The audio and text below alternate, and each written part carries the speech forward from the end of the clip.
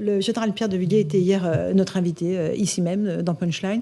Il est très inquiet sur l'état de l'armée française, l'état de nos munitions, des matériels, en termes d'effectifs.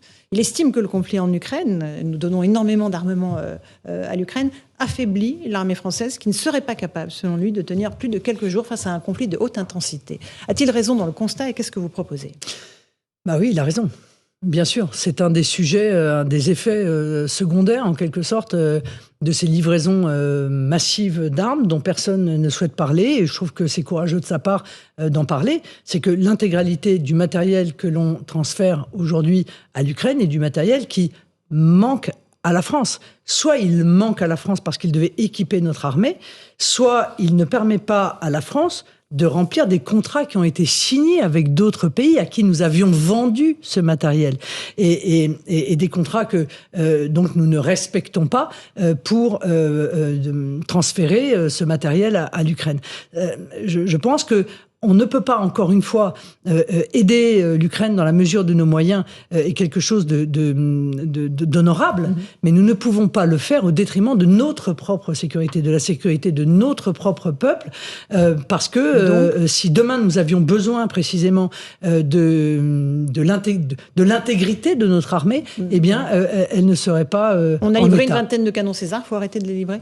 Oui, je le crois. Oui, je le crois. Je le dis d'ailleurs depuis le début. Je suis une des seules à dire que je pense que si l'on pouvait transmettre du savoir-faire, des formations à l'armée ukrainienne, du matériel de protection, des gilets pare-balles, etc., aller livrer du matériel lourd dont, encore une fois, nos armées ont besoin, est affaiblir et prendre un risque sur notre sécurité intérieure. La hausse du budget de la défense, 3 milliards d'euros supplémentaires, c'est insuffisant. Il faut aller plus vite. Or, on sait que pour se réarmer, il faut des années, voire une décennie.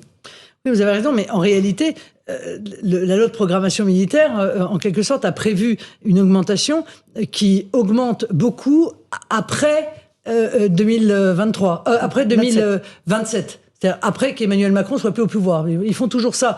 Ces manœuvres, il faut arrêter avec ces manœuvres politiciennes.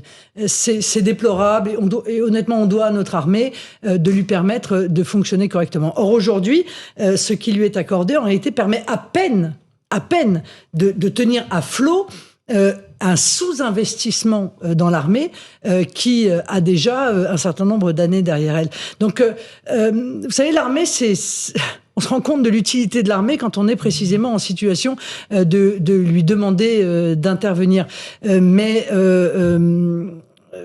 Voilà, la guerre peut arriver, elle peut arriver. Et nous ne sommes pas en mesure de la mener. Voilà, peut-être certains s'en souviennent encore.